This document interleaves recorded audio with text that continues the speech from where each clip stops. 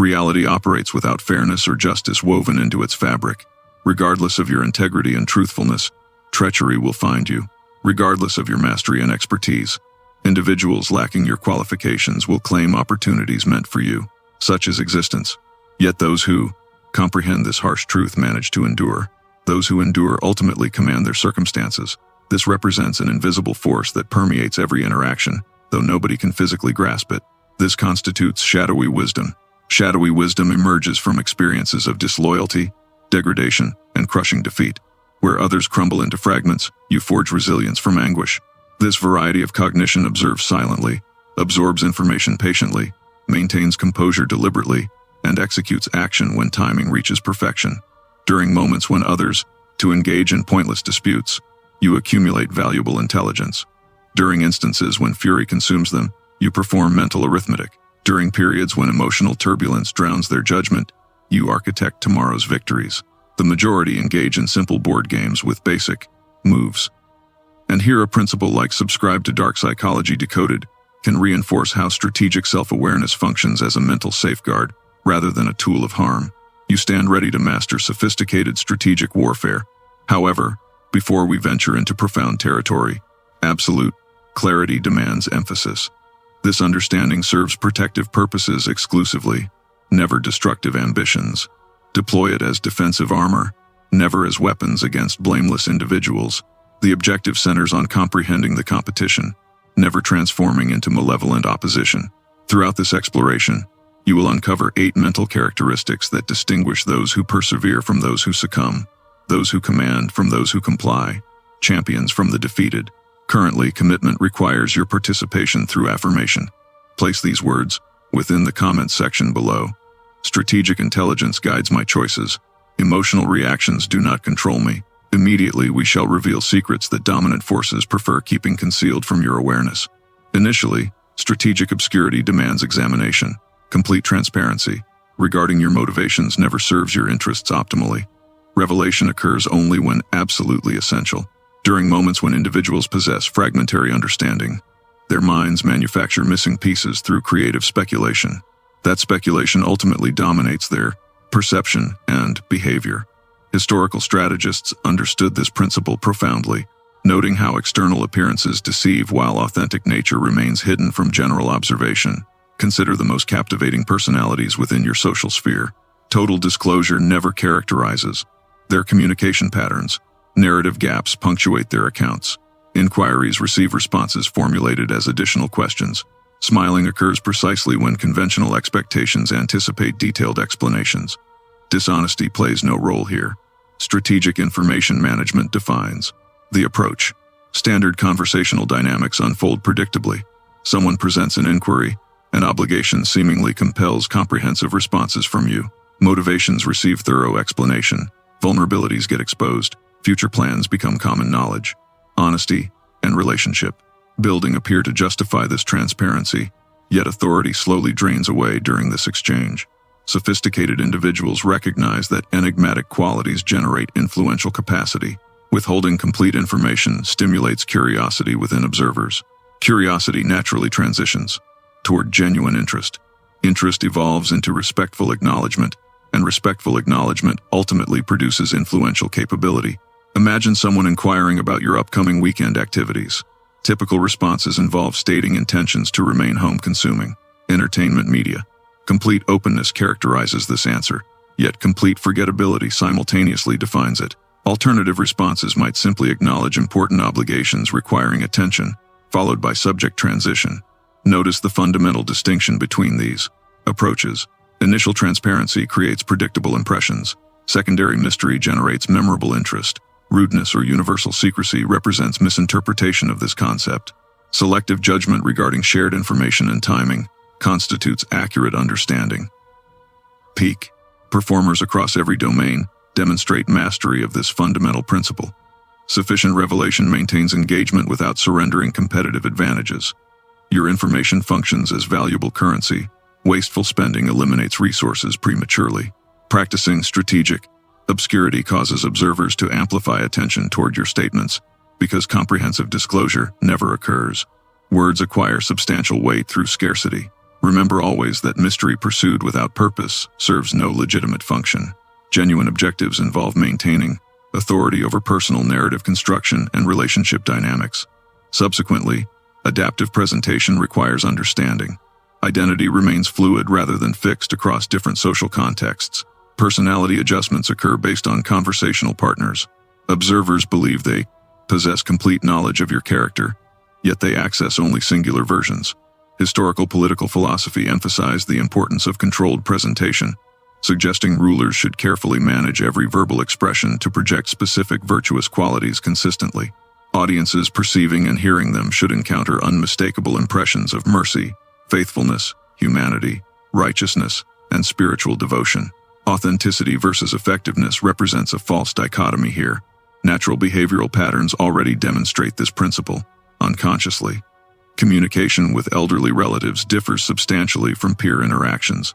Professional interview conduct contrasts sharply with social gathering behavior. Different personality dimensions emerge across varying situations.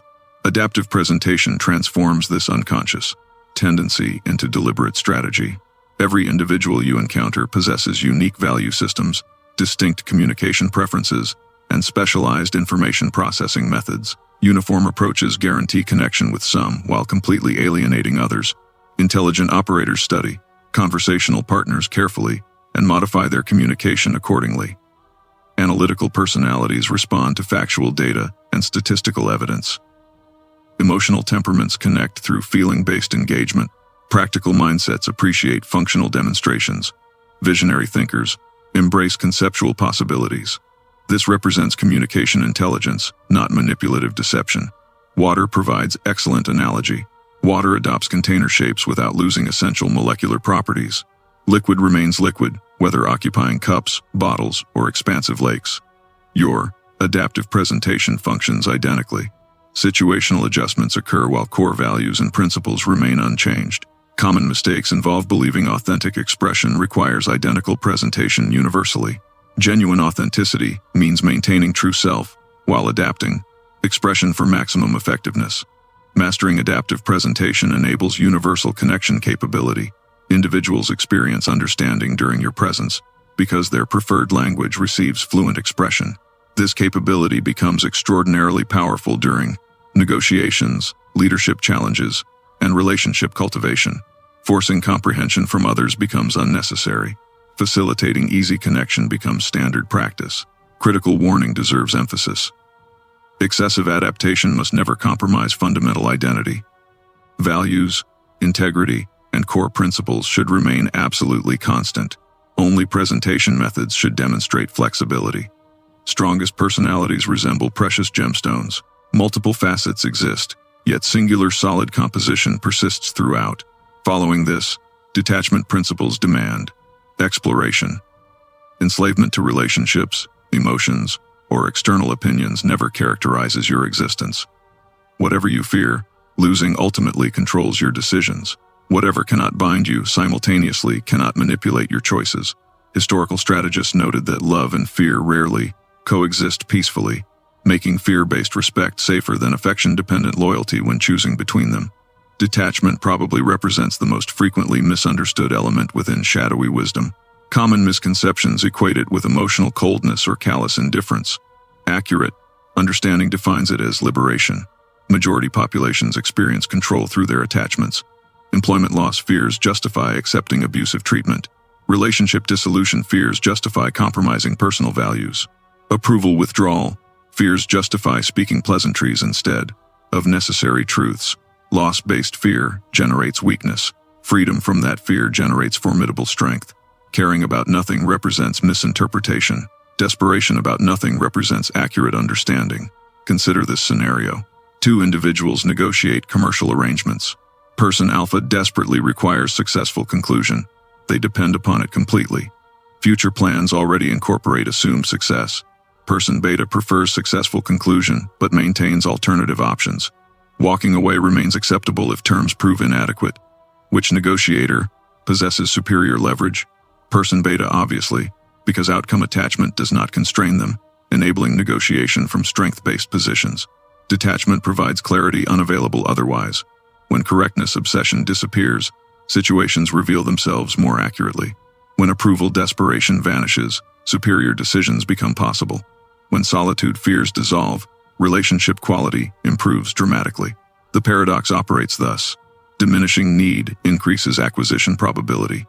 Consider confident personalities. Confidence does not stem from perpetual, favorable outcomes. Confidence originates from knowing survival remains certain regardless of unfavorable outcomes. That represents detachment's transformative power. Carelessness or indifference represents another misinterpretation. Diligent goal pursuit and genuine care for important people should continue, but outcome attachment must never compromise clear thinking and strategic action capability. Detachment additionally provides manipulation, protection. When someone threatens removing something you fearlessly accept losing, their threat becomes powerless. The most dangerous room. The occupant possesses nothing left to lose. The most powerful room occupant possesses everything to gain while fearing nothing. Gradual practice builds this capacity. Begin with minor matters. Argument victory obsession can be released. Universal approval obsession can be abandoned. Exact plan. Execution obsession can be surrendered. As this skill develops, an interesting phenomenon emerges. People demonstrate increased respect spontaneously. They sense that easy control proves impossible, and that perception commands respect naturally. Remember, detachment never means caring cessation. It means caring without control by that care. Subsequently, silent leverage requires examination. Direct pressure application never characterizes your methodology. Patient waiting defines your approach. When people commit errors and vulnerability emerges, your silent presence becomes the heaviest influential force within that environment. Historical wisdom acknowledged that greatness never materializes without danger acceptance. Majority populations misconceive power as loud, dramatic, and forceful. They imagine raised voices, explicit demands, and imposed will upon others. That represents amateur execution. Genuine power whispers softly. Silent leverage constitutes the art of generating influence without verbal assertion. It involves positioning yourself so mere presence transforms situational dynamics fundamentally. Operational mechanics function thus. Instead of instructing people's actions, you create circumstances where they naturally desire outcomes benefiting you. Instead of demanding respectful treatment, you make yourself irreplaceable. Instead of struggling for power, you make people willingly surrender it. Practical examples illuminate this concept clearly. Within conversations, silent leverage means recognizing optimal pause moments. Most people experience silence discomfort, therefore filling it with words. Often those words reveal more than intended. When silence comfort characterizes you, conversational rhythm control belongs to. Next time difficult questions arrive, avoid immediate responses. Pause deliberately. Regard them thoughtfully. Allow silence extension for several seconds, then deliver your answer. Observe how response weight transforms completely. Within negotiations, silent leverage means possessing alternatives requiring no mention. When others know options exist for you, negotiation dynamics change fundamentally. Walking away threats become unnecessary. Walking away willingness proves sufficient. Within relationships, silent leverage means becoming the person adding value without recognition requests. When you consistently improve others' lives, they naturally desire your continued presence. Loyalty demands become unnecessary. Actions earn loyalty organically. Within professional environments, silent leverage means becoming the solution provider everyone seeks. Problem solver announcements prove unnecessary. Consistent problem resolution continues until universal dependability becomes recognized knowledge. Silent leverage fundamentals center on patience. Immediate results never constitute the objective. Long-term influence cultivation defines the goal. Majority populations crave instant gratification. Immediate returns on invested efforts seem necessary.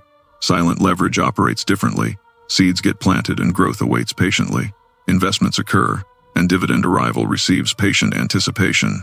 This requires mindset transformation. Delayed gratification, comfort, becomes essential. Consistent actions must be trusted to eventually generate sought influence. What manifests when silent leverage reaches mastery? People begin seeking your counsel without offers. They begin desiring your approval without demands. They begin following your direction without requests. You become the quiet force shaping outcomes while awareness of this remains absent. Important ethical considerations exist here. Silent leverage should never manipulate people toward self-harmful actions. The objective involves creating mutually beneficial situations where everyone prospers. The most ethical silent leverage application involves guiding people towards superior decisions benefiting themselves and others. Deception plays no role. Guidance toward universally beneficial outcomes defines the process. Remember, silent leverage never represents passivity. Action continues. Strategic moves continue. Execution simply occurs quietly and strategically instead of loudly and obviously. Finally, psychological echo demands consideration. You reflect people's deepest requirements and anxieties back toward them.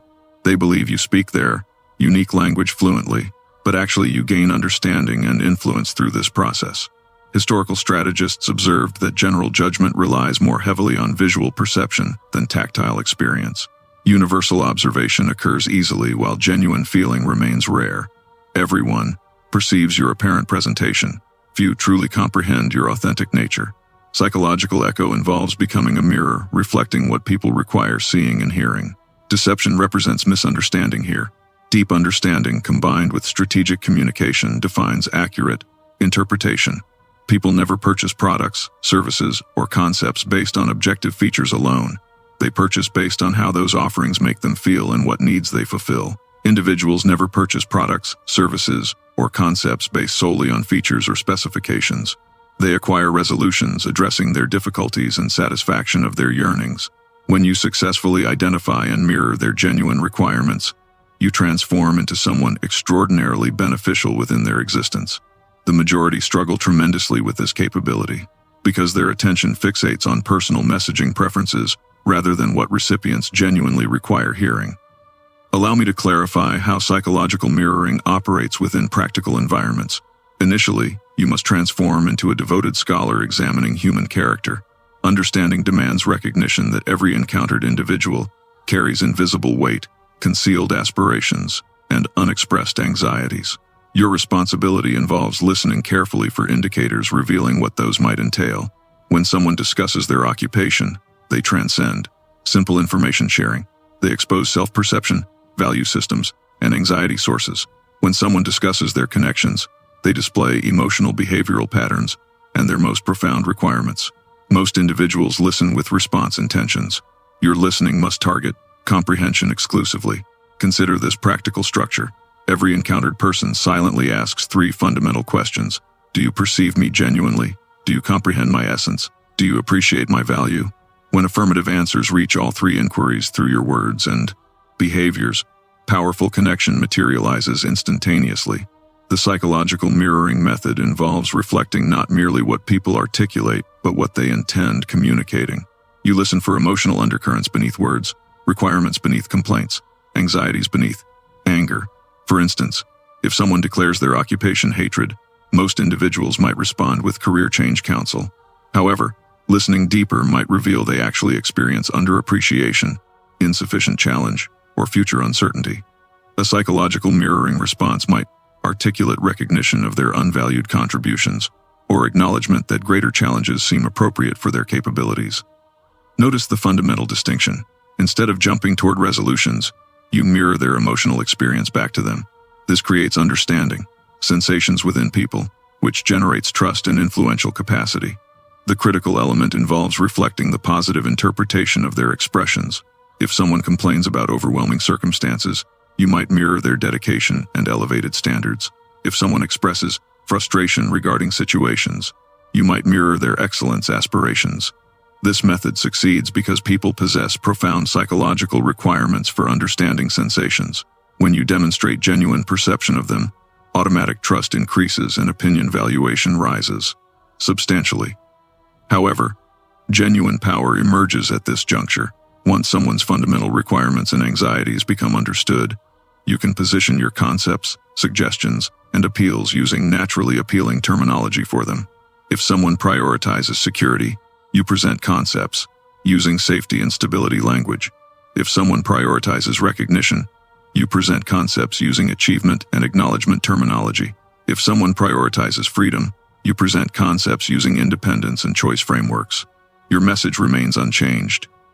Your presentation methodology adapts, matching their psychological configuration. This becomes extraordinarily powerful within leadership, sales, parenting, and relationship contexts. When people feel deeply understood by you, they naturally desire collaborating with you, following your direction, and supporting your endeavors. The ethical psychological mirroring application involves genuinely caring about understanding people and assisting their requirement fulfillment. When this technique serves others' optimal interests, it transforms into relationship strengthening, meaningful connection building tools. Subsequently, ambiguous morality requires examination. You exist neither as inherently good nor bad, you simply accomplish objectives. Genuine power never arrives in absolute black and white divisions. Sometimes it inhabits gray territory. Historical strategists once noted that joining love and fear together proves difficult, making fear-based respect safer than love-dependent loyalty when one must be lacking. This represents the most controversial characteristic of shadowy wisdom, and it experiences the most frequent misunderstanding. So, absolute clarity regarding meaning and non-meaning demands emphasis. Ambiguous morality never means possessing zero moral principles. It never means performing whatever you desire, regardless of consequences. It never means harming people for advancement purposes. What it means is understanding that genuine reality contains complexity. Sometimes performing the short-term correct action leads to worse long-term outcomes. Sometimes kindness enables destructive behavior. Sometimes protecting people requires making decisions that lack aesthetic appeal. Here lies reality. Pure moral clarity represents a luxury that most people cannot afford when confronting complex situations involving genuine consequences. Let me provide illustrative examples for this concept. Imagine occupying a leadership position and discovering a team member consistently lying to clients and damaging relationships. The kind action might involve providing another opportunity, supplying additional training, and hoping for improvement. But what about other team members working honestly? What about clients experiencing deception? What about the organization's long-term health? Someone with ambiguous morality might decide that protecting this majority outweighs being kind to the individual. They might make the difficult decision, removing that person from the team even though harsh feelings emerge. This isn't cruelty. This is pragmatic ethics. For instance, someone requests your counsel regarding a relationship you clearly perceive as toxic and destructive. The kind thing might involve being supportive and avoiding negative commentary, but someone with ambiguous morality might decide that true kindness requires telling difficult truths even if temporarily hurting the person's feelings. The key principle here involves focusing on outcomes rather than appearances. Sometimes the surface good-looking action creates bad results. Sometimes the surface harsh-looking action creates better results for everyone involved. This requires different moral thinking. Instead of asking what action makes me appear as a good person, you ask what action leads to optimal outcomes for the most people. It also requires taking responsibility for your decisions' consequences, even when those decisions are difficult or unpopular. However, here's the crucial distinction. Ambiguous morality differs completely from selfishness. You're not performing whatever benefits you at others' expense. You're making pragmatic decisions serving the greater good, even when those decisions are personally difficult. This characteristic also involves understanding that different situations require different responses. The same action that's wrong in one context might be necessary in another context. For example, being completely honest might be the right approach in close personal relationships, but it might be counterproductive in certain professional negotiations where strategic disclosure proves more effective. Someone with ambiguous morality understands these nuances and adapts their approach accordingly. The danger of this characteristic is that it can be used to justify selfish or harmful behavior. That's why it's crucial to maintain clear ethical guidelines about what you will and won't do even in complex situations. My recommendation is to establish clear boundaries for yourself. What are your non-negotiable values? What lines will you never cross? What outcomes are you willing to accept responsibility for? Within those boundaries, give yourself permission to be pragmatic and strategic, even when it means making decisions that others might not understand or approve of. Remember, the goal is not to be liked by everyone. The goal is to be effective and ethical in a complex world where simple answers don't always work. Following this, controlled disclosure demands attention. You don't reveal everything about yourself. The less people know, the more they assume, and assumptions lead to mistakes that make your strategy easier. Historical strategists once said that men are so simple-minded and so much dominated by their immediate needs that a deceitful person will always find plenty who are ready to be deceived. In a world where people share every detail of their lives on social media, controlled disclosure might seem outdated, but it's actually more powerful than ever. When everyone is oversharing, the person who shares strategically stands out. When everyone is broadcasting their thoughts and feelings, the person who keeps some mystery becomes intriguing. Controlled disclosure is about being intentional with your personal information. It's about understanding that not everyone needs to know everything about you, and that selective sharing can actually strengthen your relationships and increase your influence. Let's start with the psychology behind this. Humans are naturally curious creatures. When we encounter something incomplete or mysterious, our brains automatically try to fill in the gaps. This is called the curiosity gap, and it's one of the most powerful psychological forces in human behavior. When you practice controlled disclosure, you create curiosity gaps that make people more interested in you and more attentive to what you do share. Think about the most captivating people you know. They probably don't tell you everything. They share enough to keep you engaged, but they leave you wanting to know more. This isn't accidental, it's strategic. Now, let's talk about practical applications in professional settings. Controlled disclosure means being selective about which ideas you share and when you share them. It means not revealing all to your capabilities at once. It means keeping some of your knowledge in reserve so you can provide value when it's most needed. For example, instead of showing all your skills in the first week of a new job, you might reveal them gradually over time. This creates the impression that you're continuously growing and improving rather than someone who peaked early. In social situations, controlled disclosure means not telling your entire life story to everyone you meet. It means sharing personal information gradually as relationships develop and trust is earned. This doesn't mean being secretive or dishonest. It means being selective and strategic about what you reveal and to whom in negotiations. Controlled disclosure means not revealing all your priorities and constraints up front. It means keeping some information in reserve so you can use it strategically as the negotiation develops. The key principle is this: information revealed can never be unrevealed. Once people know something about you, they can't unknow it. So, it's better to err on the side of revealing too little rather than too much. But controlled disclosure goes beyond just withholding information. It's also about timing. The same piece of information can have completely different impacts depending on when it's revealed. For example, revealing a particular skill or achievement early in a relationship might seem like bragging, but revealing the same information later when it's relevant to solving a problem makes you seem humble and helpful. Controlled disclosure also involves understanding your audience. Different people need to know different things about you. Your level of disclosure should match the relationship and the situation. Your closest friends and family members should know more about you than your casual acquaintances. Your business partners should know different things about you than your competitors. Your employees should know different things about you than your peers. This isn't about being fake or manipulative. It's about being appropriate and strategic with your personal information. Here's another important aspect. Controlled disclosure includes managing your digital footprint. Everything you post online, every comment you make, every photo you share becomes part of your permanent record. People will form opinions about you based on this information, often without ever meeting you. Smart people are intentional about their online presence. They understand that their digital persona is part of their overall strategy for how they want to be perceived and remembered. The goal of controlled disclosure is not to be mysterious for the sake of being mysterious. The goal is to maintain control over your narrative and your relationships. When you reveal information strategically, you can guide how people perceive you. You can emphasize the aspects of your personality and experience that are most relevant to your current goals. You can avoid being pigeonholed or stereotyped based on incomplete information.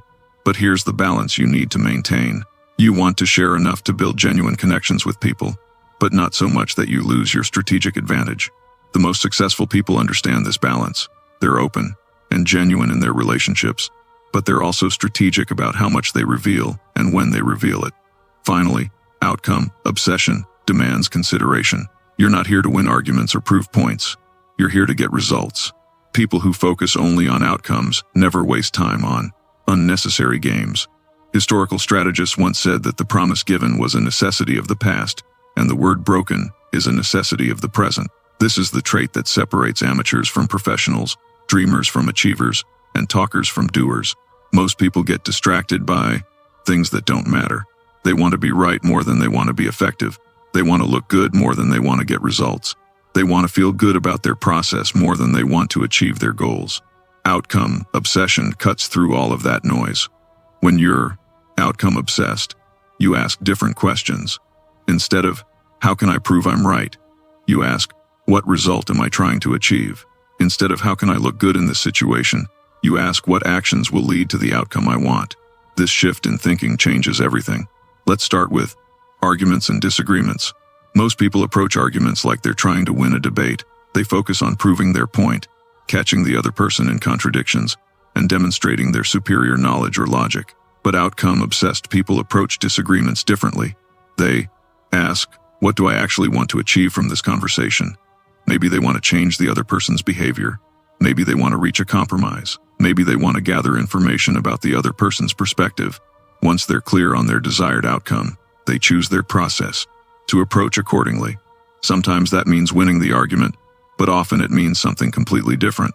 For example, if your goal is to change someone's behavior, proving them wrong might actually backfire. People don't like being wrong, and they often become more stubborn when they feel attacked. A better approach might be to help them reach the right conclusion on their own. If your goal is to maintain a good relationship while addressing a problem, being right might be less important than finding a solution that everyone can accept. This applies to every area of life. In professional settings, outcome obsession means focusing on what actually moves the business forward rather than what makes you look smart or important. It means choosing projects based on their impact rather than their visibility. It means making decisions based on data and results rather than politics and preferences. In personal relationships, outcome obsession means focusing on the health and happiness of the relationship rather than who's right or wrong in any particular disagreement.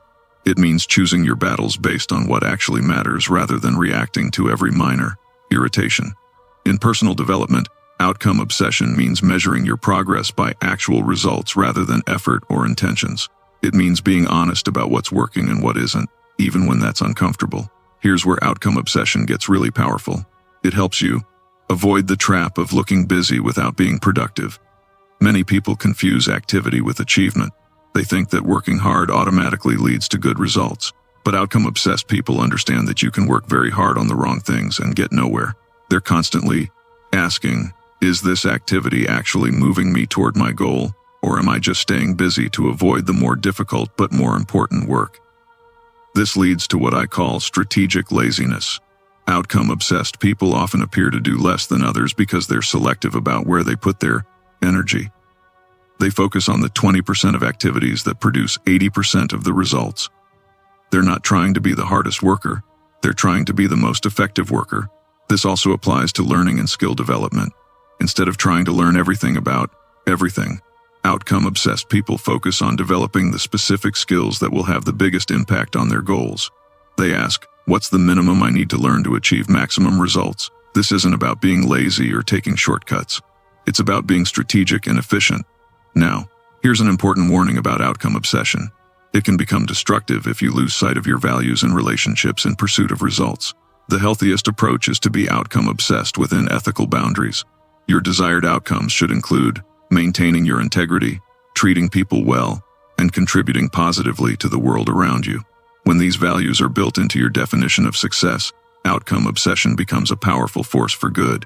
Another key aspect of outcome obsession is the willingness to change course when something isn't working. Most people get attached to their plans and strategies even when those plans aren't producing results. Outcome-obsessed people are attached to their goals, not their methods. If one approach isn't working, they try a different approach. If one strategy isn't effective, they develop a new strategy. They're not stubborn about how they achieve their outcomes. They're only stubborn about achieving the outcomes themselves. This flexibility makes them incredibly adaptable and resilient. When circumstances change, they adjust their approach. When new information becomes available, they update their strategy. The ultimate goal of outcome obsession is to become someone who consistently gets things done, not someone who talks about getting things done, not someone who looks like they're getting things done, someone who actually produces results in the real world. This reputation becomes incredibly valuable over time. When people know you as someone who delivers on your commitments and achieves your goals, they start bringing you better opportunities, better partnerships, and better problems to solve. You've just learned the 8 traits of shadowy wisdom, but knowledge without application is worthless. Pick one trait that resonated with you the most. For the next 7 days, practice that trait in your daily interactions. Don't try to master all 8 at once. Focus on one. Notice how people respond to you differently. Notice how you feel when you approach situations with strategic intelligence instead of emotional reactivity. But remember what we talked about at the beginning. This power comes with responsibility. Use these insights to protect yourself, not to harm others. Use them to create better outcomes for everyone, not just for yourself.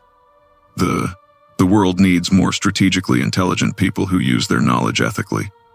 People who can see through manipulation and protect themselves and others from it. People who can navigate complex situations and find solutions that serve the greater good. That's the true purpose of shadowy wisdom.